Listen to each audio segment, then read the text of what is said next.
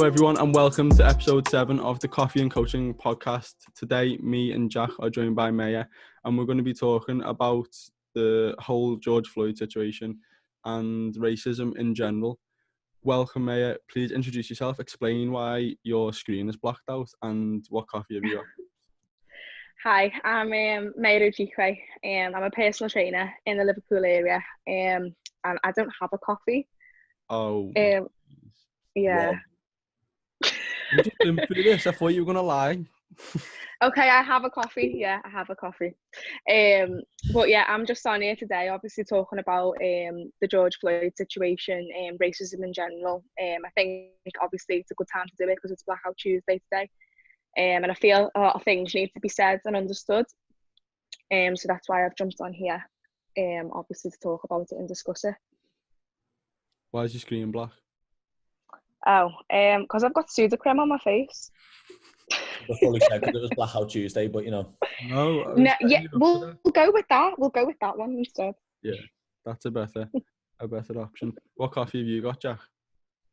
This is a Costco's own, but it's made by Starbucks. So first, tell everyone about your new apparatus. So I've bought a bean grinder. Love saying that. I grind beans now. But I was having a few issues like getting the coarseness right because I'm not using an AeroPress. I'm using a cafetiere coffee press thing. Yeah. Yes. But I've just made one today with a coarser bean. Ooh. And a coarser grind. I'm gonna have my first sip now. I feel very left out. Should have got a coffee then, mate. Oh, far better. Yeah. Yeah, better. Yeah. Get in. I've got the same as last week. I've run out of coffee now. I need to put another order in. I've only got this one Guatemala blend left. You still getting it from grind? Nah, this is from neighbourhood. I fucked it though. I was running a little bit late, so I pressed the AeroPress too fast and it tastes a bit shit, which is so unfortunate. Yeah, like watery. Yeah, it's still nice though. Right, so let's begin. So obviously there's been lots of news this week, and there's sort of been a build-up, I feel, of racial tension over the last few weeks. There's been a few incidents, if that's the right word. Like we've seen, what's that woman called? The one in Central Park. He's onto that. Yeah. I've forgotten what her name is, which is terrible start. And Armin Aubrey as well. Yeah. And then George Floyd. And it's all just sort of came at once. And the aim of this podcast, we were joking about this yesterday, May, weren't we? Like, if like 10 people or something watch this, the goal is to just try and influence like anyone in the tiniest bit. So we just basically wanted to weigh in, give our opinion, because the conversation just needs to be had, I think. I want to start by talking about how this podcast came about. It's quite hilarious. I was Jack's laughing already. I was watching the riots on Instagram, and I started meditating, and the whole meditation was just consumed by thoughts to do with that, and I decided I wanted to create some sort of content upon it. And so I thought a podcast is probably the best way because we can just talk freely about it. And then I thought, who can we get on as a guest? And then I seen May, you'd been posting a few bits and bobs on Instagram. I was like, yeah, let's try and get May on. And then I came out of the meditation and my brain was just sort of imagining this conversation.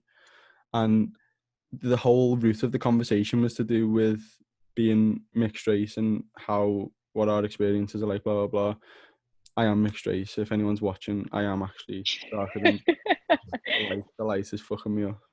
And so the whole conversation in my brain just didn't involve Jack at all. So I was like, yo, Jack, I want to do this podcast. You're not in it. And I was like, and then Jack was like, oh. And I was like, wait, what? Why have I just said that? I came back like 2 hours later going, what the fuck? Like, why have I just said this? It really highlighted to me the fact that, like, the more and more I thought about it, I was like, this is what's wrong. Like, if there's going to be any progress at all, everyone needs to be involved in the conversation. Like, not just mixed race and black people. Like, every single human needs to talk about it if there's going to be any progress whatsoever. Me being me made you feel really bad and called you racist on about 4 voice notes as well, didn't I? Yeah, you did. Excluding me from your podcast about racism. Well, it was. It's exactly the opposite of what we're trying to raise. Exactly what we're trying to raise awareness about, really, isn't it? Like, but he said sorry and he blamed the meditation, so no, it's good to have a range of perspectives, really, because obviously, if you can see what people think who aren't like 100% haven't experienced it at all, it's good to sort of see like a fresh mindset on it. Yeah. But for people who obviously experience their mindset and their approach to it's going to be a lot more different.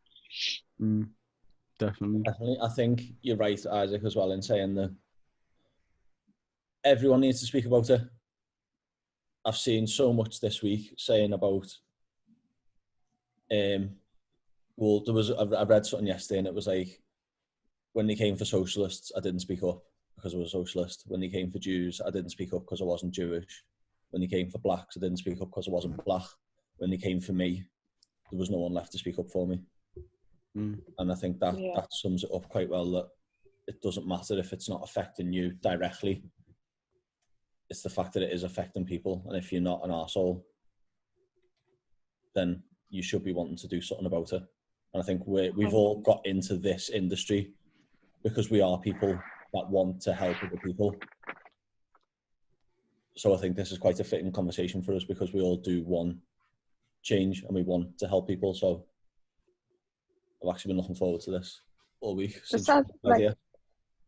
sad thing is as well, I think obviously I'm seeing a lot of people post about it, but I'm seeing a lot of people not posting about it. And these are the people who daily influence people, obviously, in the fitness world. They've got a lot of followers. Whatever they say, people absorb. So if you're not really posting about it or not saying anything, and this goes for any situation that's really going on in the world, if you're not putting that out there, then what is your page? What is the purpose of the page that you've got? There's a whole reason why people obviously want to influence online, and if this is a situation that you haven't paid attention to, then you need to start listening and have a take on it, because it's going to help and open a lot of eyes. Definitely. You put a good phrase, I think it was yesterday on your story, you put a good phrase on. I forgot what it was, but I remember reading it and thinking, yeah, that's a strong, powerful phrase. It was something like, your silence is unsettling or something like that. Yeah. It's very, it was like that. Very accurate, like it. So let's talk about George Floyd. So I think I just want to weigh in. In fact, let's talk about the whole situation as a whole first. I think over the last few weeks, there's been like a build up. Like, does anyone know who Trevor Noah is? Yeah, the comedian. He put a post up on his daily show the other day, and he just sort of like he nailed it on the head. I think he was talking about, like, we see everyone is this like outrage at the minute with riots and like all the shit that's going on, and he's like talking about how people are not understanding about the events that have led up to this, and now people are outraged and saying why are people looting and stuff like that. And it's like I think in a weird way, all the stars have aligned, just in a fucked, well, it's a bit fucked up, but all the stars have aligned in such a way for everyone's eyes to be on this one murder. Like, how many black people have just been shot needlessly and nothing's really happened. But now we've had coronavirus, everyone's in lockdown, everyone's just glued to their phones, like agitated anyway because we're on lockdown. Everyone's just sort of emotions are heightened anyway, I feel. And then we've seen that whatever the fucking name is from the park. Like, she, if anyone doesn't know, some black dude came up to her in the bird watching zone or something like that and was like, yo. Oh, the guy with the binoculars. I actually seen a stand-up comedian doing a review of that, and it's just ridiculous. Like, Did he have binoculars? I don't know. He had binoculars and a bike helmet on. She was like, An African American is threatening my life. Yeah. if you've ever met a black man that was the least threatening ever, It was him. to hurt you, it was this dude in a bike helmet with binoculars in a bird watching park. Yeah. Like, he just asked her to put a dog on a leash, and then she called the police, and her immediate reaction was, "There's an African American man threatening my life." Like, what, mate? It's like, this is what I mean. It's a clued up version. Like, she knows how to get a reaction, and she knows what she has to do to make herself look from a positive viewpoint. And this is the thing, it's the same with George Floyd. Like, just because Derek Chauvin was in a blue suit police force, he knew whatever he done, he could possibly get away with it. Yeah. Now, like, obviously everyone's seen the video, and it's really disturbing to see someone's life being taken in that way. But the whole sort of point of why it was posted and stuff, and like, I put a picture up of, like, in the 1930s of the two black boys hanging in a tree. It's no different to that now. We're seeing people publicly die, and it's being photographed and it's being filmed. But the only reason it's actually happening is because people do not like the skin colour of him and think they can get away with it. And I think that's one of the main problems as well, is that it's gone on for so long. It just can't be ignored anymore.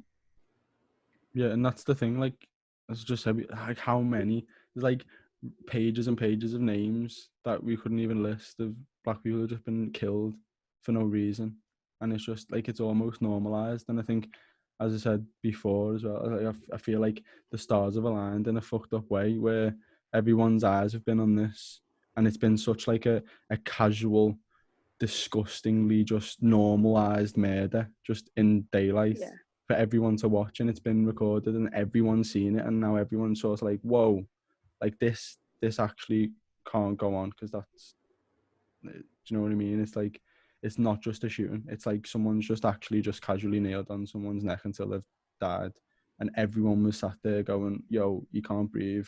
Like, you're on camera and everyone is around you saying that he can't breathe, and you're still choking him out. Like, what are you doing?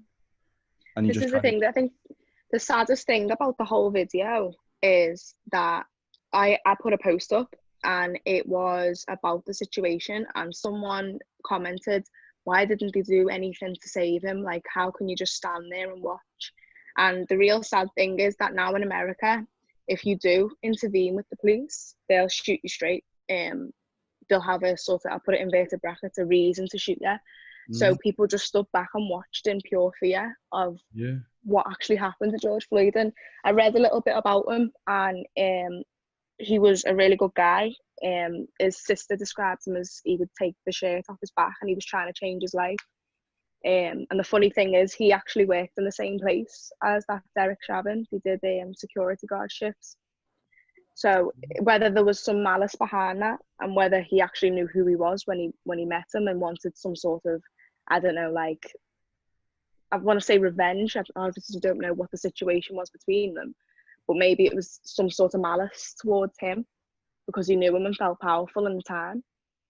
But the whole thing is, it's just a very sensitive topic now, because I feel like people are feeling uncomfortable about it, and that's the main thing, that they shouldn't be feeling uncomfortable about the situation because they're not black or they're not a certain colour. They need to get involved and talk about it, and obviously see that someone has been killed on camera.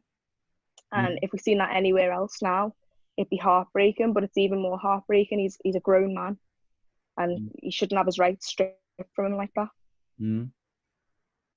I think as well, with this, it's great. Obviously, it's not great, the situation, but it's great that the situation's gained so much traction and so many people are aware of it.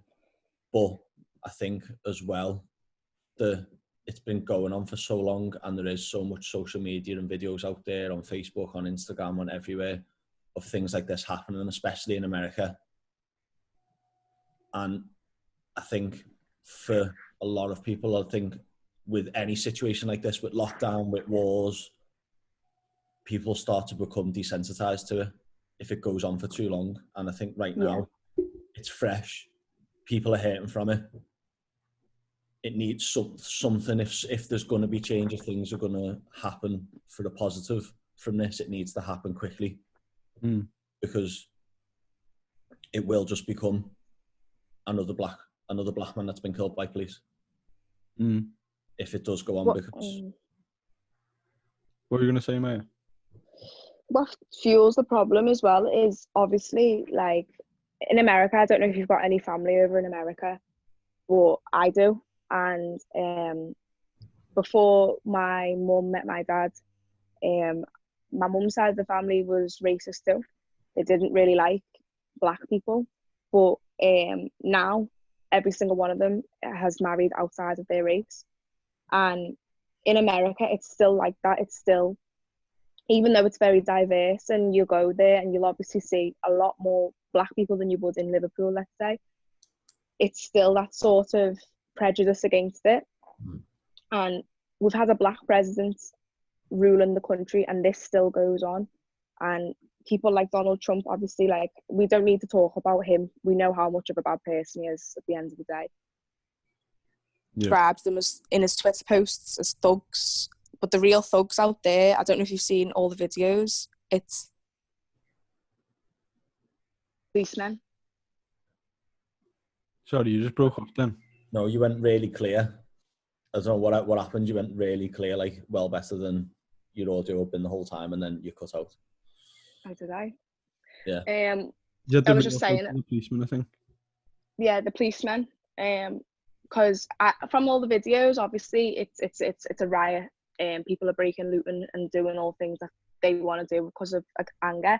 But the way the policemen are handling it over there, I'm seeing them driving cars into people, beating people with batons, and, like, how can Donald Trump call them the thugs when it's the people that we pay to protect us who are hating them and causing all this riot as well? Yeah, it's ridiculous. What are your opinions on the lootings? I can't blame them. At the end of the day, they've tried for so long to be, peaceful. It's been happening for years. Peaceful, like Malcolm X said, peaceful is fine if it works, but it hasn't worked. So if people feel, this is the thing, these companies like Target, Dior, and all these places, they are looting the van shop, they're not going to suffer from this. It's one store out of 100 stores that have had things taken from them. And I think the thing is, when it comes to a point where things aren't going to change, people do try and make a difference. And maybe looting, maybe robbing things isn't the best thing to do when the world's a turmoil anyway, but I can completely understand why they would do it. Because if I felt a certain way, if it was my dad or my brother or my cousin or my nephew if this happened to, I wouldn't feel any type of way about looting. What do you think? Go on, lad. Sorry, go on, Isaac. Okay, I'll go. I think going back to when I was talking about Trevor Noah's post, in the same post, I think he hit the nail on the head again with this. He was saying, he said, what is society? It's like society is like an unwritten contract between everyone who lives in that society to, like, abide by these rules and whatever, blah blah blah. And he was like, black people have signed this contract, this societal contract, and repeatedly the terms of that contract have not been met. You're just being killed in the street for no reason, like being unfairly judged in a job interview process, like not getting jobs as well, being unfairly prosecuted for crimes that if a white person had done them, they would get a lesser sentence. And it's like, why would you continue to partake in this contract, of this societal contract, if the terms are not being met? It's like what is said in this imaginary contract is you don't go around smashing windows and looting shops. Well, fuck this contract is how these people are feeling right now. But who gives a fuck about this contract? Like, I'm just gonna go and take what I want because no one's giving it to me. Like, what am I supposed to do? Like, I've got no job because coronavirus. I'm getting no help from the fucking government. People have been getting murdered in the streets for years. I'm just gonna go and take some fucking webs from Dior. What are you gonna do? And they're not going to suffer. So what is it? Do you know what I mean? If you can take the life of someone, then a pair of shoes means nothing. Exactly. However, I do think, like, when you see in Atlanta, and like, I don't know where else it's happened, but I know it has happened in Atlanta. Like, people are going around looting their own neighborhoods, which I think is just fucking a bit stupid. Like, Yeah. Killer Mike and T.I. did a press conference where they was saying like, yo, like, come on, why you, like, you're looting black businesses, you're looting small business owners and like smashing their shops up. Like, what the fuck's the point in that? And I think that's just sort of like a little bit senseless. But again, you can't blame people. It's like the anger's been building up for years. I think I agree with that on the, it's happened because of the anger and because of the situation. It's been intensified as well. Like, people are angry with everything that's gone on with coronavirus leading up to this. They're angry with how badly treated black people have been in America for the whole of its existence as America. So they are going to go out and just think, fuck it, I'll do what I want. But what I think is that if you look at other countries where there's been unrest against the government, or they've not been happy with the government, or they've not been happy with the police, or whatever it is, they've gone to those buildings. Like, it was a police officer that killed a black man. They're angry at the police. They're angry at how the police treat black people. They're angry at how the government's responded. There are government buildings. There are police buildings that all of that anger could have and should have been directed at. And like you've just said there, the small businesses are getting looted and rioted and set on fire, and people's homes could potentially be getting set on fire, and people are fighting with each other over the stuff that they've looted. It's like, this isn't, I get why you're there. I get why you're doing this. But if you are serious about the cause and you're serious about change, go and direct it where it needs to be directed. Yeah. 100%. Because do you think the local police give a fuck that Target or Walmart or whatever is on fire? You don't care. If if the whole of your town is outside your police stations and they're trying to set you on fire because something your police officers have done, you're going to give a fuck. Yeah. If you're outside the mayor's office and people are trying to set your mayoral building on fire, you're going to start giving a fuck. Yeah. Do you know what I mean? Like, if you look at like countries in South America, they've gone, when they've been unhappy with like the US being a part of it, they've not gone and set their local shops on fire. They've gone to the US embassy and they've had to extract the US ambassador out of the embassy. Yeah. Because of the threat of their life, because that's where they've gone, because that's who they're angry with. Yeah. Like, I'm not discounting, like, I fully agree with the fact that they are just angry, and it's like almost just lashing out at anyone and anything in blind anger, but use that anger. Yeah. Be smart with your anger to actually enact change. Because the people who are behind this, if they don't get any repercussions, they don't give a fuck. Do you know what I mean? Like, definitely, mate. Very good point. I see, like, it seems that like, I've seen a few screenshots of text messages on Instagram. That page you put me on to, Maya, So UK. Yeah. I've seen like screenshots of a few other pages of like white people, I think they're from America, like being outraged at looting, and sort of just in general the fact that I think there's sort of more so in America again, like an outrage of white people. That's not the right phrase.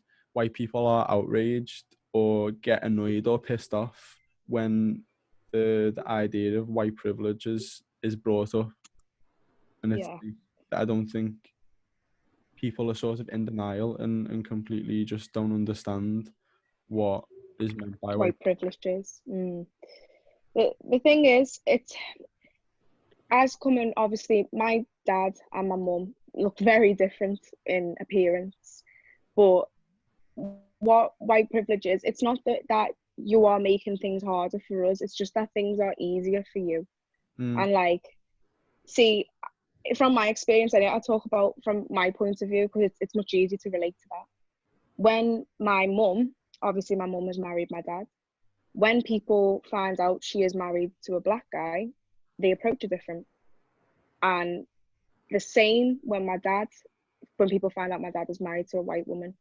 And obviously in this house, within my family, there's no such thing as a white privilege, like we are just a family, but people don't realize that if you are white, you probably never get stopped by a police officer. You'll probably never get searched, or you'll never be seen as suspicious.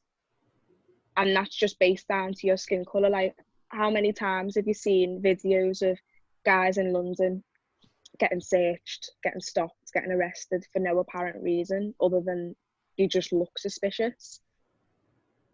And Boris Johnson said it himself, like I can't even remember the full words of the comment, and this is why it comes into the UK as well. He said black boys have something like menacing faces, and I really don't understand how he is our prime minister, but this is what we actually deal with. It's a prejudice, and there is no prejudice against white people, because at the end of the day, there's always been figures in the news and everywhere who have been high level, and they are always white. So when it comes to white privilege, it's that idea of just knowing that things are easier for you on terms of race. You can pretty much do whatever you want to do without having a problem. Whereas I couldn't go to say, like me and you, Isaac, even though Isaac, you're lighter skinned than me, you still couldn't go to, let's say, the deep south of America without getting eyes. Whereas, sorry, Jack, you could. It wouldn't be a problem. Right in, lad. I'd fit right in. Absolutely. The lumberjack. Stick But a this is the sniper in thing. your back, you'll be sound. Exactly. But I think what people, I understand where a white person may feel very uncomfortable with this topic and not really understand how to approach it, and feel that maybe if they put themselves out there, they might feel fake. But I have friends from all cultures and all backgrounds, and every single one of them have posted the same movement and showed their support. It goes a long way. It doesn't mean that you're getting pinpointed for being white, because that's not what we're trying to do at all, because that's just reverse racism. It's more just understanding. I think the whole white privilege thing doesn't actually come from the majority of white people. I'm not saying it doesn't exist.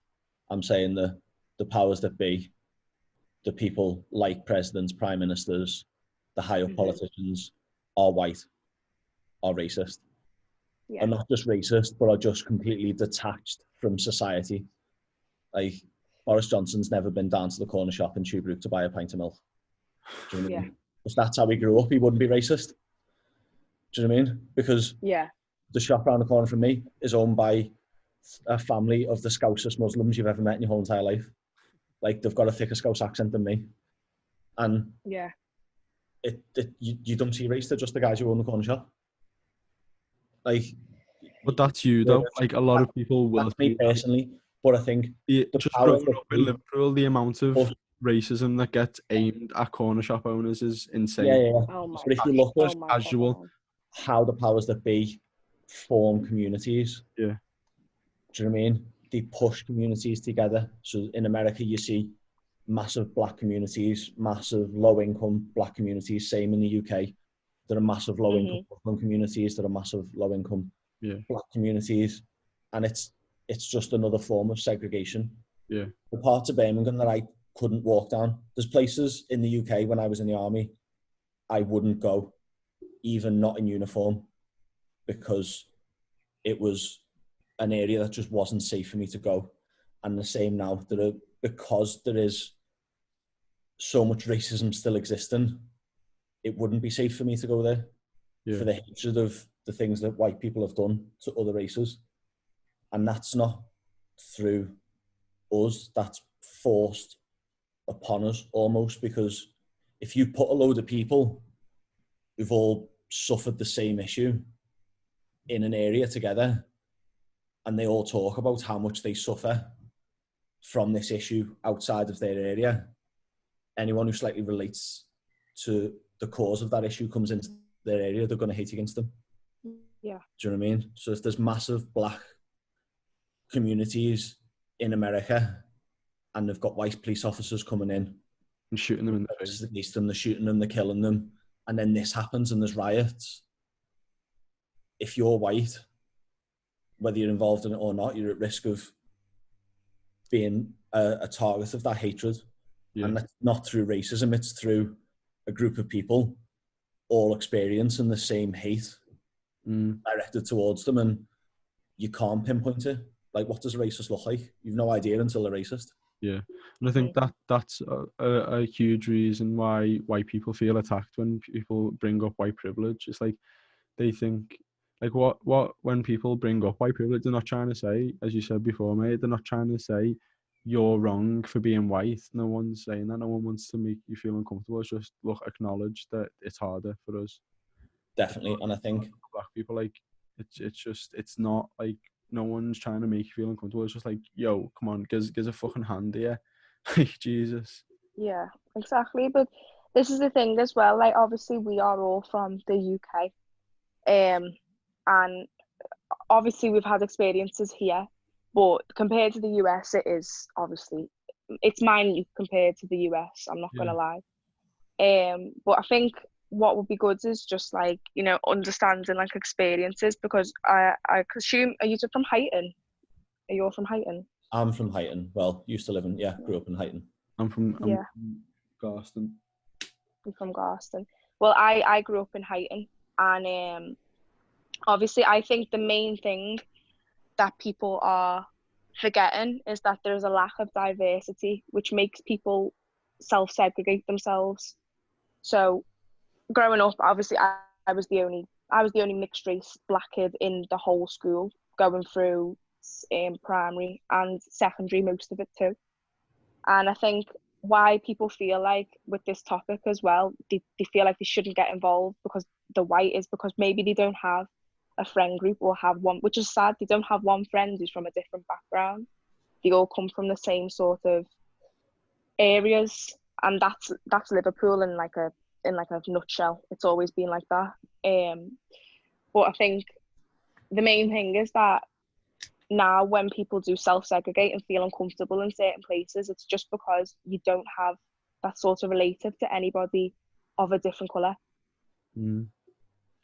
And that's kind of going back to what I was saying before, how that is forced upon us almost. Yeah. Like, the powers that be want to segregate through race because it gives them control and it gives them power. It's an easy thing to segregate people by. You can put people in low-income areas. You can create and keep areas, low-income areas, by just not investing money into them. Yeah. And you can force almost people into a segregation, because if you've got a load of black people who are, like in America, for example, if they're not making a lot of money because they're not being given the opportunities to go and make money, and they have to go to this low-income area to live, then they're going to go to people that they know and that they relate to. Yeah. And therefore you create a community, a black community or an Asian community or a Muslim community. And then, sorry, go on before you finish. That being a low-income area, there's always a lot of anger because things aren't going your way and you're not being given the opportunities you want. And then it festers and it gets worse. Has anyone ever read Why I'm No Longer Talking to White People? No. I forgot the author's name. I think it's like some mad long name. Rennie Edo Lodge, maybe. I may have just butchered it. But she is talking in a large part of the book. She's talking about how it's like a cycle that can never. I don't think it's possible for black people or even any minority to pull themselves out of this cycle as a whole community. Like, obviously, like, you can, like, the odd black person will make it, but for the whole black community to get out of where they currently are, it takes like it takes a lot more of a societal change, and the whole system needs to change. It's like, if you relate it right back to slavery, it's like when slaves were released, well, what the fuck did they have? They were just let go. Yeah, go now, be on your own. Like, what do you do? You've got no, who the fuck in, like, I don't even know what the year was, but like 300-400, whenever it was, when the slaves first got released, like, who the fuck was hiring slaves? Because everyone was racist. Not one person would have hired a slave and paid the money. You'd just make them a slave again. Yeah, or it was like, how are you now going to survive? Like, what are you going to do to eat food? You're going to have to start robbing people. You're going to have to start doing criminal acts, because no one is giving you money. No one is offering you jobs. Yeah. And that perpetuates itself into stereotypes. It's like, oh yeah, we knew it. These slaves were terrible. They're not as good as white people. White people are righteous, and then it perpetuates itself into these stereotypes. And now, years down the line, it's like those stereotypes are still around, and therefore it's like, although technically, right, we've got the same rights. Like, a black person can get a job, like a black person can become president, but as a whole, like, if the average employer would maybe look at, say they got 2 job applicants and one was white, one was black, and everything was exactly the same. They had the same degree, they had the same work experience, they'd got the same grades in school, they did just as well as each other in the job application or in the interview. It's like, the stereotypes that are held, rightly or wrongly, by the person, it's like, it's just how we're conditioned. It was like, that person might just choose the white person because subconsciously they believe that person's going to do a better job because they're more trustworthy. They're not black. They're probably not going to shoot me in the faces. You know what I mean? As well. Yeah, that's true. The powers that be, the most powerful people in all of the countries, the most rich, the most wealthy, like 1%, don't want racism to end.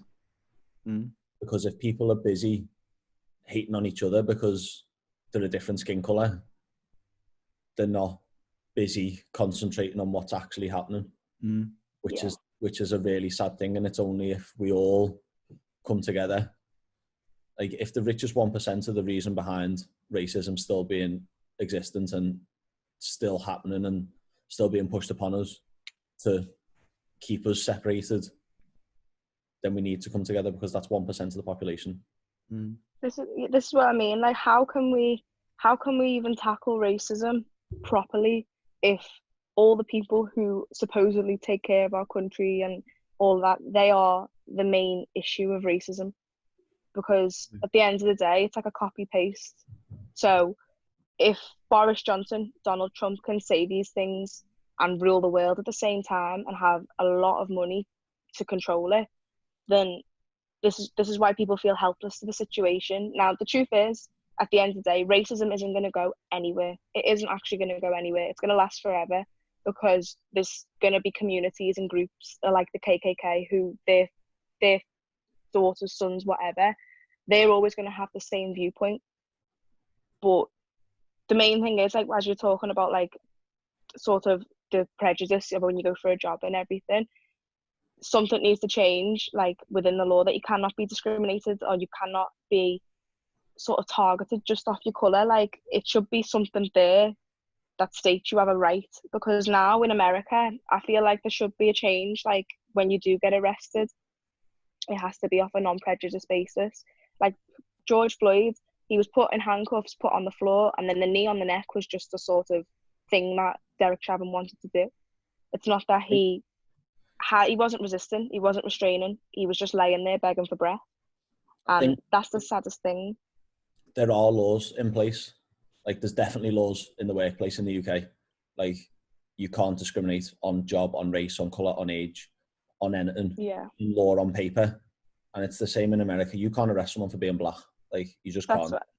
But this is what I mean. But how do you know? How do you know that they're not doing that? That's the biggest issue. You don't, because if you're if you're a police officer and you want to arrest someone, you find a way. Like, you can de-escalate or escalate a situation enough to get an arrest. The same way we were taught. So we would deploy over to Afghan later on in the Afghan deployments. And our ROA, so our rules of engagement, where we couldn't fire unless fired upon. So unless you're getting shot at or there's a threat to life, you can't do anything about the situation. So if you're in a bad situation, you would have to justify why you fired and why you shot at someone to justify your actions, that someone's life was a threat. And in the same way that we use that to protect ourselves, they can use that to protect themselves against being racist. If you pull someone over because they're black and the only thing you've pulled them over for is being black, just the way that you speak to them can get them pissed off enough for you to arrest them. Do you know what I mean? Retaliate. Mm-hmm. Retaliate. So, like, it's hard, I feel, because, we put these laws in place and we put these things in so that you can't be prejudiced against in a job interview. But if I was fully racist, Maya, and I was looking for a new coach, and you come to me and you were interviewing with me, and I just wasn't going to hire you because you're black. So inside my head, I'm like, well, she's black, I'm not going to hire her. If you come to the interview, I'd just tell you were shit. Do you know what I mean? Yeah. Wouldn't outright tell you were shit, but would just be like, sorry, we've had coaches in that were a little bit more advanced than you. And deep down, it's because you're black, which, my question to you is how do we fight that? Because the laws are there. They've been put there, they're in writing, but you can mask it, like you can mask most things, do you know what I mean? And I think only through education of, educating people that it really doesn't fucking matter that you're black or you're green or you're yellow or you're from China, doesn't fucking matter, because if you're good at your job, you're good at your job. If you're good at whatever it is you do, then you're good at that, and it's got nothing to do with it. I think for actual change to happen, I think obviously, as you said, the first thing, the laws need to be in place, but then if they can never be properly, I mean, they will make maybe a slight change, but they will never properly make a difference until those stereotypes are removed. Like, and that will probably take 100, 200 years, but like having everyone get involved in conversations like this and like actually ponder, like anyone who's never or even thought about this situation, who's just naturally by default conditioned by society. Like, if you look at everyone from Liverpool, like, how many times do you just casually hear racist remarks and people just don't even understand? And it's this is what I mean. It's ridiculous. Like, I obviously don't know about your situation growing up, Isaac, but I know Garston is it can have racist areas, and so can everywhere in Liverpool. Do you know what I mean? But like, growing up, from my experience, it's just, I had a friend. Well, she's not my friend anymore. But if she rang a taxi driver and he was Pakistani, she'd cancel the taxi. Yeah. Because things like that. And the thing is, everyone has a right to start fresh and move to a new country. I've always believed that. Like, my dad did the exact same thing. If my dad wasn't allowed to do that, I wouldn't be here today. But the thing is, with Liverpool, it's just so conditioned to staying within your own sides and not mixing with. There's no diversity there. Like, if you speak to any black person outside of Liverpool, you'll say, "Oh, I'm from Liverpool," and they'll go, "Well, we're toxic," and you're like, that's the only place you know, because that's the only place you've heard is black. And that's the sad thing. So, but even when I see black people from Liverpool and I say, "Oh, I used to live in Highton," they go, "Oh, that's white." And that's the sad thing, is that we have places in Liverpool, this goes for everywhere, but places in Liverpool that are determined black or white, and that's just how it's been since the Windrush. Do you know what I mean? And people still haven't took it upon themselves to be more diverse. Bear in mind, we've got probably one of the most diverse football teams out there, from everywhere, and still people don't want to be involved. And I remember, like, being in school, and like, I've got no problem saying the words because everyone says it in songs, says it all the time. So if we say it now, it will make a difference. But one girl called another girl a nigger, and she was white, and that just goes to show that she's listening from parents and experience in the area. She doesn't even know what it means, but she feels that she can use that word. And that's the main sad thing, is that there's no diversity. And this is why racism will continue, and people will have prejudice and stupid things like cancelling taxis because a person's of a different colour. It's because it all stems from where you've come from. Yeah. I think on that point, which is like a really good point, coming from me and what I think people, like we spoke about before, like we started recording, how do people who've never been a victim of racism do something? I think it's more important personally, and it's something I've sort of really thought about over the past couple of days while we were preparing for this podcast. People who aren't a victim of racism, people who don't face racism and will never face racism, who are feeling about this, who have an opinion about this and feel that it's bad and don't want racism to carry on, need to be the ones that stamp it out on a daily basis from the smallest amount. Like you just said there about that girl cancelling a taxi. Like I know in the past I've been in the workplace where someone said something racist and I've not said anything to them. I've just ignored it, not perpetuated it. I've not tried to carry it on. I've not laughed about it, but I've just ignored it and carried on, which is worse because it's accepting it. And I know for a fact from now, especially after doing this podcast with you, is that I'll change the way I am. I read something the other day that I think it was, I don't know if it was Mike Tyson, it was someone like that said, social media has made people That was me. It was me. Less afraid to speak their mind without fear of being punched in the face. Yeah. Like, people need to be scared to, need to have the fear of being punched in the face. And I'm not saying go around and punch people in the face when they say something racist, unless they deserve it. Do you know what I mean? It's just educating. That's all it is. It's just educating people on the things that they're not sure of anymore. Like, I don't think it's that. I think people are aware. The people who are concerned, like me, I'm aware what racism is. I'm aware when someone says something racist around me. It's just, I think people who aren't black, who aren't Asian, who aren't from a minority ethnic group need to just have a backbone. And when someone says the smallest little thing that's racist, regardless of how off the cuff it was, you just stop them in their tracks and go, shut the fuck up. Yeah, when I very first became aware of what race was, when I properly became aware of it properly, was year 7, and I remember anything that was just remotely even mentioned about race, just not even if it was racist, just if someone was ever remotely racist, I was just no, nip that in the bud, punch you in the face. It was just just over the top, and it was just obviously that's really excessive, but it was just Is it though? Is it though? It was. No, I don't think it isn't though, because that's how people learn. No, but no, it was just yo, look at that black guy. It was smack you in the face. Yeah, not straight to a punch in the face. I think people just literally, is that guy in the shop? Is that guy black? Wah! Whoa, mate, I was literally asking question. What was that about? No, but I think people definitely do need to be stopped in the tracks and asking them, what did you just say? Yeah. This is what I mean. And then if they're blatantly a bell end and they carry on with it, then punch them in the face. Yeah. So this is what I mean. If they're going to be violent with what they're saying, then I'm sorry, you're going to have to catch a hand. I'm afraid. But even little things, then you deserve a punch in the face. Do you know what I mean? If you're blatantly just racist, and when someone pulls you on it, you've no emotion towards it, words aren't going to change your mind. I seen a meme the other day, and it was it was a tweet. It was a tweet, and someone was yo, if anyone, it's if any one of your white family members says some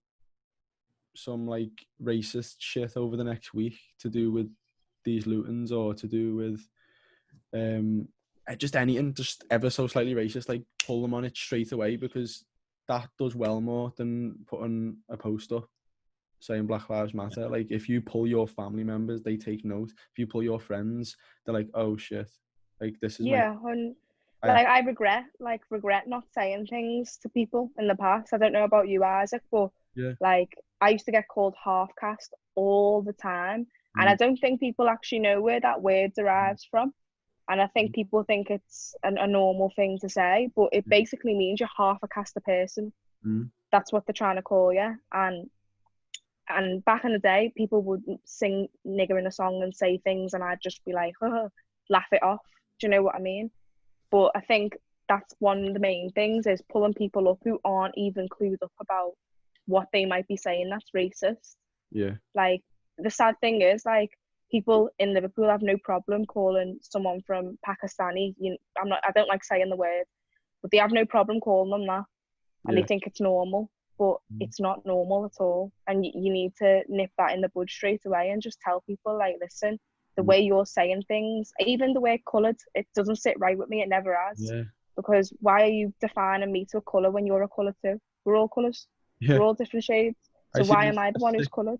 A sick picture once. It was like, when I'm angry, I'm black. When you're angry, you go red. When I'm cold, I'm black. When you're cold, you go green. All shit like that. And you're calling me coloured. You're the fucking coloured one. This is what I mean. It's sad though, because obviously people have just come from places and these words are just normal. Like, my friends will never say the N word around me ever, because they're my friends. Unless they're black themselves, they can say that. Like, that's down to you if you want to say that word, whatever. But like, my friends, they know, because my best friend is from Western and my other friend's from the Philippines. So we just naturally have like a very diverse group. And if you are in a diverse group, you'll know not to say these things. But people genuinely they don't have a sort of radar on what not to say. Do you know what? Especially in Liverpool. This is the funniest thing. Whenever a white person does, why can't I say the M word? That's racist. Why do you get to say it and I don't get to say it? I'm like, yo, nah. You're joking.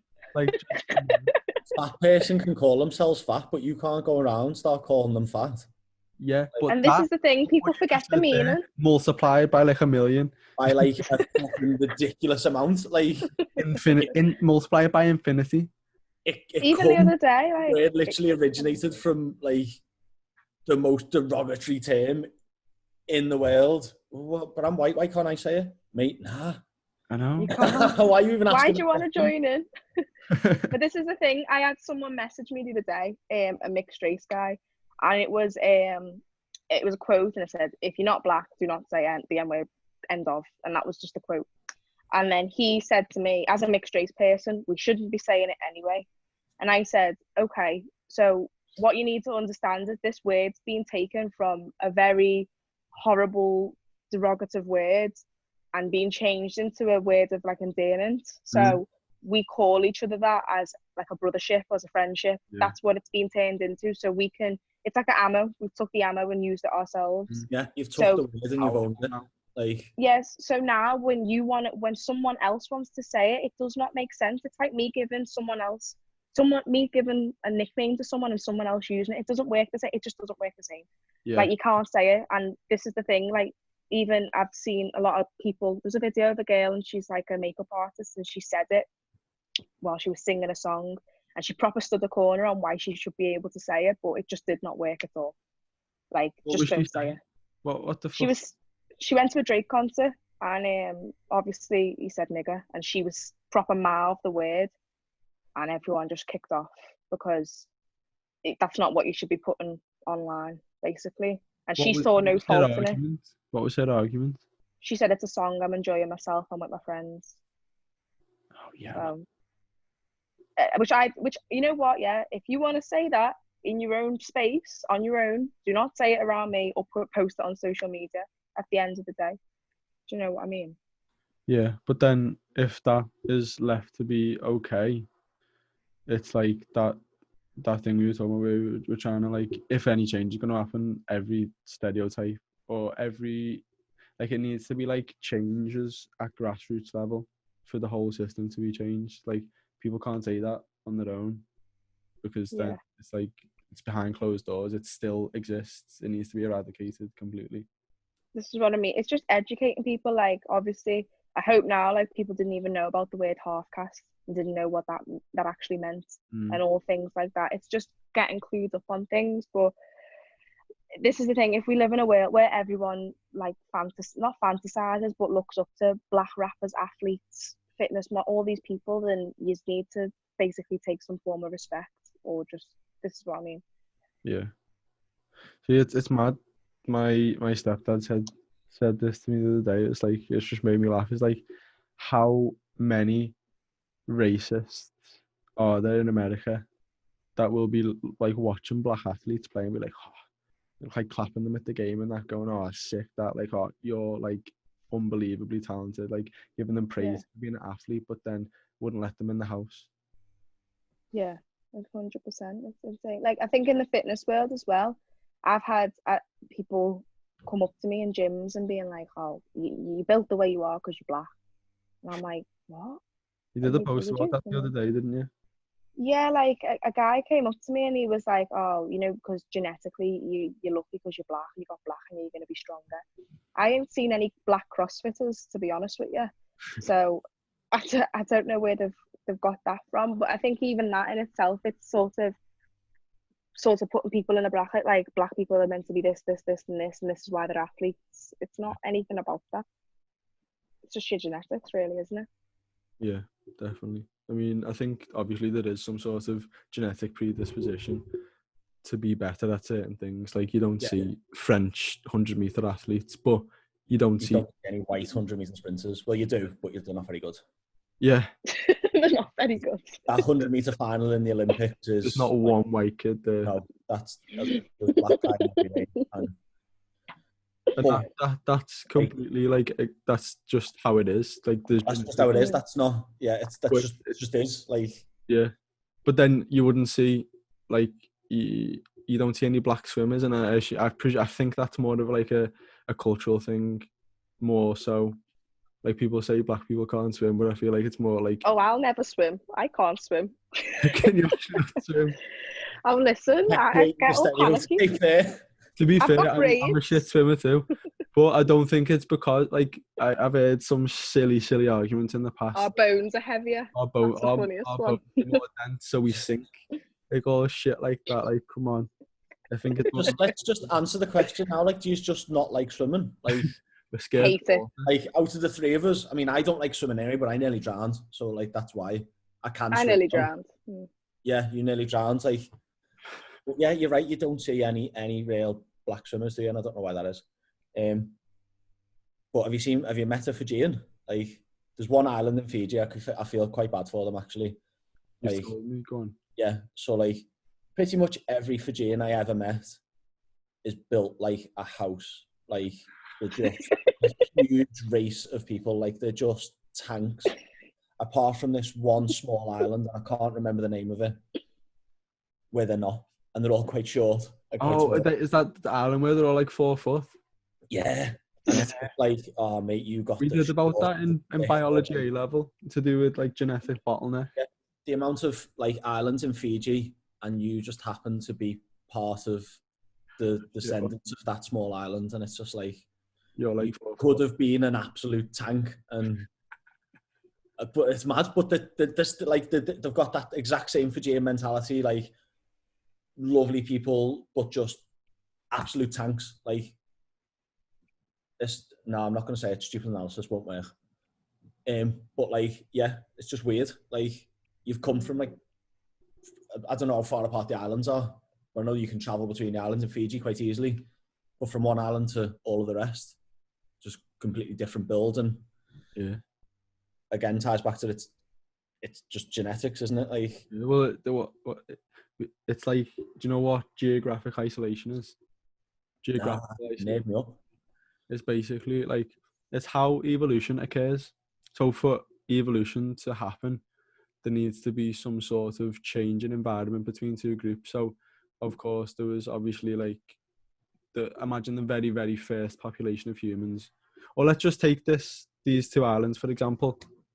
Imagine it used to be one whole island, just for simplicity's sake, there will have been an original group of humans, and potentially there may have been an earthquake or a tsunami, or the water rose and split off these two sections of the island, or some event happened and now there's two islands, and the group that got separated on this small island now just happened to have some mad genetics, and there was like the variation of the whole population of that original island is now changed. So that original island stayed the same, but now this new island, they've got like, there's like 3 people on there, and they all happen to be dead small. Yeah. And now they breed, and then everyone gets smaller and smaller and smaller. And it's like, linking it back to athletics, it's like, you see the way athletes from Ethiopia compared to like Nigeria are completely differently built. Yeah. Like their descendant, like, let's use Jamaica, because Jamaica absolutely annihilate the 100 meters and every power sprinting event ever. Like, they have descended from different environments. So it's like, if they have came from like grasslands areas of Africa, or they've descended from their ancestors will have been genetically, it would have been more advantageous to be strong and powerful and be able to run really fast, dead quick, to catch that deer that's 200 meters away, or 50 meters away. Whereas, the other way around, if they were living in like jungle areas, but then if you're on grasslands in like Ethiopia, where it's just like 10 miles of flat land where that deer will see you before you get a mile close to it, like, you have to run after that for 2 days before you catch it. You have to nail it with some sort of poisonous dart or something, and then chase it until it falls. And it's like the two different selection pressures for genetics. It's actually like, I've actually sort of seen that firsthand. I think I've mentioned it to you when we went to Kenya, and Kenya borders Somalia. And we drove, so there was a part where we work in Kenya. You drive through a town and it's called Little Somalia. Yeah. Because it's mainly made up of people who've come from Somalia, because it's close to the border of Kenya and Somalia. Yeah. But you notice a change in the people, and that's that you're in Africa, like that they're all black. Yeah. However, you can notice the change from one country to another, just because of obviously where the countries are positioned and how they've evolved. Like Somalia is coastline.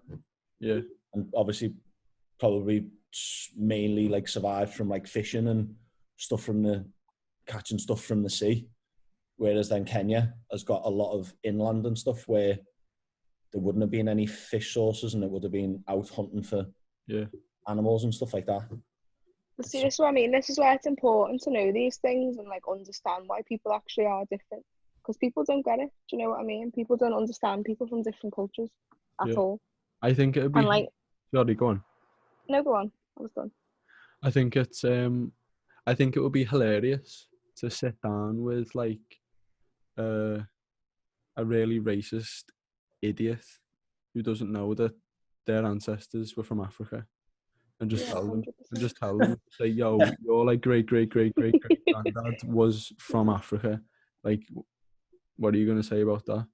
And then they'd be like, oh, I didn't know that. I've seen videos of that where they've done like those. Jerry Springer. It was Jerry Springer. DNA test, or however they do it, and they work out your ancestry. Yeah. And they were asking people, like, it was in America, wasn't it? Yeah, so it might have been Jerry Springer. And they were like, so what's your like ethnic background? And they were like, 100% American, or like half English, half American. That in itself makes me laugh. Like, Americans, like, you're claiming this country like, oh, no immigrants allowed in. You are all fucking immigrants. Like, you've stolen this country from other people. Like, this wasn't yours. Like, you didn't discover this country. It was here before you were even born, and it had inhabitants, and you've stolen it. Like, it's not even your country. Go on. Anyway, sorry. But yeah, they were asking these people, and they were like asking them like their ethnic background, and they'd say like they were 100% American, or name like three like white ethnic backgrounds. Like in America, like every white person's like 50% Irish, aren't they? Somehow. Like, or they all think they are. They've got like 2 cousins and a dog that were related to someone who was Irish 6,000 years ago. But they done did you watch it, Maya? Like, they done Yeah, and it was like he had some sort of black in him or something. Yeah. Oh, it was funny. It was great to watch, because it was like, yeah, man, I'm 25% Irish and 40% Sweden or 40% English or whatever, and it's like, Yeah. You're like 60% Mexican. And his head just fell off, did it? Yeah. I've got a question for you anyway. What do you think about the people who are saying all lives matter right now See, instead of... I seen a very influential person from Liverpool who happens to be black, I'm not going to say his name, who was against it and was for it, and he was saying, stop saying Black Lives Matter, all lives matter, blah blah blah. And I was thinking, he got a lot of rebuttal, is that the word? He got a lot of shit in his DMs, and rightly so. I think a lot of people who are saying it don't necessarily mean it maliciously. I think they're just misunderstanding what Black Lives Matter is trying to do. It's not, again, going back to white privilege, it's not saying, look, all lives matter, Black Lives Matter, but white lives don't. Like, no one's saying that. It's just like, yo, again, hey, we're over here. Like, yeah, it's just mattered as well. Like, stop being cunts. It's just a pushback against racism, isn't it? Like, it's like pay attention to what's going on right now. Can you sort of put into consideration who is at a threat right now? Like, we understand, we don't need to sit here and talk about human rights and like, oh yeah, like every person has this, we know that, but we haven't been granted that same thing. And like, obviously me and you, Isaac, we obviously understand it, but we can't understand it from being a full black person, because the approach is very different. Because at the end of the day, I'm obviously, no one sees me and thinks I'm white, right? And people probably look at you and think, oh, he's got something in him. Do you know what I mean? Yeah. But like, obviously we know all lives matter because we come from it. But right now, the people like, obviously our cousins and people who are darker than us, who are going to be a bigger threat if it comes to anything to do with police or anything to do in general, really. Like that arm in Aubrey, he literally was walking down the street, two I haven't heard of this. Who is this? So basically there was a house under construction and a black boy walked in, and the CCTV camera picked it up, and a son and a father, I don't know the names, I didn't really look into that much, I don't really care what the names are, they're just horrible people. He was on a jog, it wasn't even him, it was someone else, but they just walked up to him, shot him, left him there, and when the police come, he said it wasn't a murder. It wasn't a murder?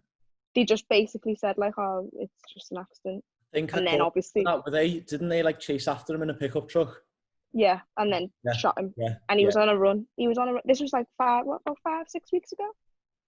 Jesus and Christ. It's ridiculous, because the poor kid, like, he was just minding his own business, and so was George Floyd, really. Like, I don't even know why they rang the police. I think it was a counterfeit note or something stupid like that. Why are 3 police cars coming for a counterfeit note? Because they've got being told he's a black guy. That's literally all it is. It's fucking ridiculous. This is what I mean. And like, obviously, when you hear all these things, you're like, oh, that's stupid. Yeah, it's stupid, but it still goes on. And I think the main thing now, as we said, like, racism will never be abolished, or it'll always continue, because there's always going to be small-minded people.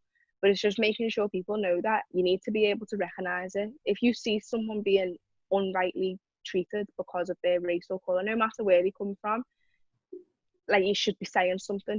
Do you know what I mean? Like, you should have some sort of voice, because I know for me, if I was to be in America at that time, I would be so scared, because I'd know if I intervened, that'd be straight away, I'd probably be shot.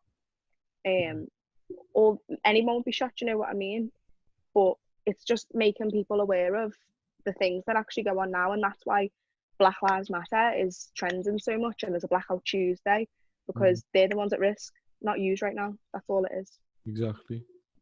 If it was back in the Holocaust times and we had social media, when a lot of these the things that happen to the Jewish community, it'd be the same. You know what I mean? We'd be saying the same thing, but they're not under threat right now. Literally. I think a good thing that would actually even benefit, like, especially people in Liverpool, like, go to the fucking slavery museum. I was saying this to the other day, weren't I? 100. You just 100%. go to the slavery museum. Like, like, I guarantee probably like at least 50% of Liverpool just don't even know what occurred. Like, slavery, black people were slaves. Okay, Probably don't even know that museum exists. I know. Exactly. Probably don't even realise that there are still buildings in Liverpool depicting slavery on the side of them. And that some of our streets are named after slave owners. People don't know that. Like, people don't know the history. Like, we were such a huge influence on the slave trade. It's like the fucking one of the biggest ports, isn't it?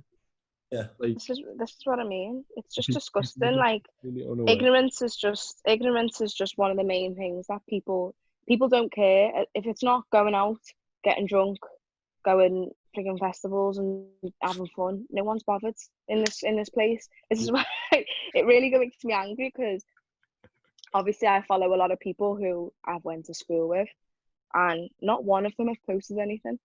And I just think, like, how can you be so ignorant to things? I'm not saying go out there and stand in the protests or whatever. If you don't want to do that, don't do that.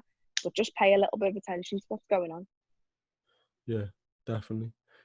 I think potentially some people never post on social media, and I think, yeah, fair enough. Maybe, like, if you don't even post your normal life, I wouldn't expect you to post this. But, like, I hope that these people are, as we said before, like, pulling up their family members, like, just at least paying attention to it and looking for some way to educate themselves.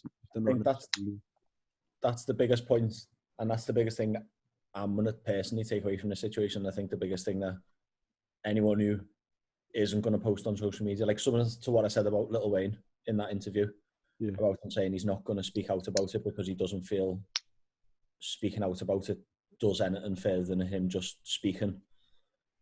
Like, the biggest thing I'm going to take away is just nipping it in the bud. Just literally, like, regardless of how small it is or who it is, just stopping them in the tracks. Yeah. And questioning it. And just, if they are genuinely just being a dickhead, like, putting a stop to it there and then, like, not letting it go on and not just turning a blind eye to it. Because I've been guilty of that in the past. I know I have, where I've just thought, oh, well, I'm not going to say anything, but I'm not going to carry it on, blah, blah, blah. Whereas that doesn't serve any purpose at all. Like, sometimes... That's what I mean. It's Go on, just mate. crazy. Not because obviously, like, in Liverpool, in the area itself, if you think of any racist that's gone on here, you're going to think of Anthony Walker. And, like, that's the only thing people can sort of relate to here. And even that, it doesn't get them angry enough. Yeah. And yeah, like, you just need to obviously take yourself away from the situation like you've got going on. Like, maybe you don't have black friends, maybe you don't even know one single black person in your life, but it's just this consideration. If everything was switched on its back, and let's say it was white people who went through all this stress, I'd be doing the same thing. Yeah. Like, I mean? Piers Morgan said, like, he this morning I was watching the news, they were covering the George Floyd situation, and he went, I'd love to sit down with Donald Trump and ask him, how would you feel if your son had been arrested for a very minimal reason? There was three police officers on his back, one with the knee on his neck for 9 minutes, and once he had passed out, they still had his knee on his neck, and then you found out that it was because he had blue eyes. Like, how would you feel? And you'd be fucking fuming. Yeah. It's like, it's the same thing. It's a completely, like, skin colour is completely just got nothing to do with anything. It's like the same relevance as your eye colour is what he was getting at. It's like, you don't see someone with brown eyes and go, oh, they're fucking inferior. You don't see someone with blue eyes and go, oh my God, they're sick. You know what I mean? I just always think now, like, obviously having, like, young nephews and younger family members, and they're obviously dark skinned, like, I always thought I don't want them to go through the same things that, like, say my dad went through, and there's targets of stupid things. Like, a little boy not too long ago called my nephew's hands dirty. He said there's no dirt on them. He said, no, the colour of your skin's dirty. And like even now, you think we've moved away from that. You'd think, oh, it's 2020, no one's really that racist anymore. But it all stems from where you're coming from. And like if you do get judged, it's the same thing. It's like turning around and my nephew calling him something because, as you said, he had blue eyes. It wouldn't make sense. Yeah. So why does it make sense here? And this is the thing, people aren't firm enough with the kids to tell them you cannot say these things. But that's a whole different topic. I think that comes from the parents' racial bias as well. Yeah, 100%. That's where the kids. That's where a kid isn't born racist, are they? Do you know what I mean? Like, I hope that like this generation now can be the one that sort of changes it, because it's like if maybe not even this generation, but like maybe 10 years down the line, if like all the kids growing up can be in an environment where race is spoken about a lot and racial biases are just never formed ever among the next generation, and it's like, well, they'll be the parents at some point and then their kids will have no racial biases, and then it will over time be watered out. And yeah, I truly believe though it all just comes down to having a diverse group in your life.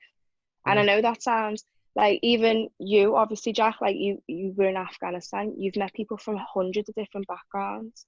Like it does not even come into your mind. Do you know what I mean? But if you've never been exposed to anything else, but this is what I mean. The same goes for people like I obviously originate from Nigeria, and Nigerians all want to stay within the race and do all them things, and that's bad too. I'm not sitting here saying that's fine. It's just white people who need to take note of that. It's everywhere. Like the idea that you have to stick to your own race and stuff, that's what's really damaging things. It's fear, most of it. But now, if you obviously, I'm not sitting here saying if you don't have any black friends or friends of any race or culture, don't force yourself to go find new friends. Just learn a little bit more about friend today. Just standing around waiting for the next black person to walk past. Tell me story. Are you black? Do you want a new white friend? Just like educate yourself about cultures and stop being so ignorant. You know what I mean? Like obviously, my friends from the Philippines got to learn about hair culture all the same. Yeah, I've been guilty of that. Of considering that one time. There's like 3 black people in the whole of my school, and I was like, why have I got no black friends? What the fuck? And yeah, tried to make friends with them, and I was just like, I don't even like these people. Like, come on. Yeah, no. Honestly, when I was growing up, I used to have my white friends and my black friends, and even that's just crazy. Like, why do I have to split my friendship groups? And it was because I thought, the black people won't get on with the white people. Bear in mind, my mum and dad lived together, and I've for 22 years. So this is the thing, and this is what I think. The main thing I think people need to take from this is just being more aware of diversity and make sure it's in your community. Like, I wish I never went to the school I went to in the saddest way, because it made me feel very isolated. But in a way, I'm happy as well, because it taught me not to be that type of person who segregates themselves from people. Yeah. I think the least racist people you ever come across are people who have been exposed to a lot of different races and a lot of different nationalities, and it's only when someone has like you say, like they're like a Nigerian community or only around people from Nigeria, a white community or only around white people. If within those communities there are people so scared of other races that they create this illusion of like other races and other skin colours being bad, but you never go and experience what they're actually sound. You can't be what you don't see. That's literally it. You can't be what you don't see. So if you aren't around it, and this is what I mean, like maybe this Derek Chauvin, he had maybe one bad experience with someone black, and he used that to fuel his hate for everybody else. And that's the sad thing, because a bad person is a bad person. It's not what colour they are, and all this prejudice and hate. Like when Boris Johnson, because a guy went round London saying quotes that Boris Johnson had said, and he was saying things like Islam is the problem, and people were like, who said that? And when you say it's Boris Johnson and stuff like that, people are like, what? Like, really? But that's because he's probably never even involved himself in a different community, and that's the way he's been brought up. And who's pulled him on it? Exactly, no one. They made him Prime Minister. Yeah, like, if it goes back to what we've been saying, like, it keeps coming up in this podcast, if you don't pull someone on it, the sound about it. Do you know what I mean? We do it every day with our clients. If what they're doing in their diet and their training and their nutrition isn't right and it's not getting them the results they want, we pull them on it. You wouldn't just ignore them, would you? Yeah, if their actions, like he said, Islam is the problem, and that's just happened and gone away, and he's like sound with that. He's in the position of thought where he can say that and no one questions him on it. This is what I mean. Like, say stuff like that. It's crazy. Like we've accepted so many different people coming into this world. Like obviously we have gay pride. It's Gay Pride Month. All these things. Like this one thing needs to have attention to it. The same as Gay Pride does. The same as all the other things do. VE Day. And I didn't even heard of VE Day until the other day, and then I seen everyone with the flags out, and it's a celebration. It's a good thing to celebrate. Do you know what I mean? But like, this is the thing, the ignorance can't continue. People can't stay silent no more and just ignore it. And I'm glad that we did this podcast as well, because I think it's good to get it from a perspective of people who obviously come from all different backgrounds and have experienced it firsthand as well. Yeah, definitely. I've got, I think, because we're sort of coming to the end now, aren't we? We've had some really good stuff, but I think I want to bring up some positive things that I've seen this week come out of it. Do it, man. It's always good to end on a positive, isn't it? I think we've brought up some really good points, haven't we? It's been a really enjoyable podcast. I've actually really enjoyed it. Yeah, I've enjoyed it. One thing we've seen this morning, I seen a video this morning on Facebook, so I'm being a Facebook Karen. Go on, Kaz. On Facebook, but it was really nice to see. I don't know the full extent of the story, and so could have been faked, could be real, who knows? It's just nice to see, and it makes you feel good. So it's good. Woman on a moped, black woman. Yeah, I see it. Hysterics. Yeah, going up to the line of police officers, and one of them just breaks the line. Yeah, and just comes up to her and just starts talking to her and gives her a big hug. Yeah, and then just sends her on her way, and that was boss. And then, did you see the police officer that got broken away from the line? Yeah, I was about to bring this up. Yeah. And there's a group of, like, they weren't even all black. There was a load of different races. They had all just fallen all around him. Yeah. He must have been fucking terrified. Like, imagine. In the heat of a riot, and we used to call it man away. Like, if you're doing, like, crowd control and you get pulled away, or, like, someone grabs you off, like, you're on your own. And we've got to pay attention, innit, to the good police officers as well. Yeah. And then you've seen, there's been a couple of, I think it was the LAPD or somewhere, all taking a knee outside of their police station. Yeah. Yeah. All kneeling outside the police station and obviously standing against what's happened. And I think people are more aware now of how much racism still exists. Yeah. And on that as well, $7 million has been raised for George Floyd. Floyd Mayweather is offered to pay his funeral costs. A lot of other celebrities have donated a lot of money as well. So obviously they're putting what they have into action. I think it was Drake who donated something like 100,000 to the rioters today, or something like that. So it's good to see that it's having positive impacts on, and everyone is coming together.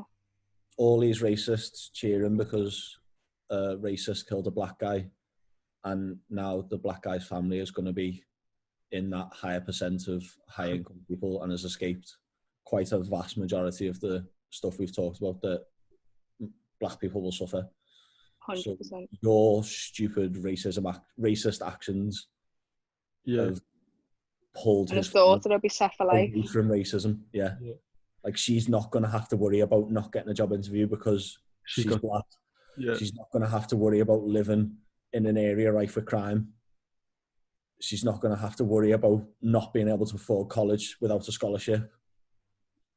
But even still, it's 8 million now, sorry. Even still, she's got to deal with the natural racist bias that will arise just from walking down the street. Yeah. We're not there. But it's fantastic that all this positivity has come out of it. And as I said at the start, like, in a fucked up way, all the stars have aligned, so everyone's eyes are on this now. And I feel like... And we just want to see, black screens everywhere. Yeah, the main thing. It's just like the start, innit? I feel like it's like been a massive trigger. It's like obviously this is the wrong phrase, but it's the only one I can think of. It's like the straw that broke the camel's back, and it's like so many black people have been killed, but it's like now this one is just sort of set everything alight. I think if we continue to have these conversations across the world and just get everyone involved, I feel like that's how slow progression will begin. 100. Should we turn our screens off to do a blackout? How do you do it? I don't know what mine is. Mine's blacked out anyway, isn't it? Yeah, my logo will come up otherwise, you see. So. Ah, fuck.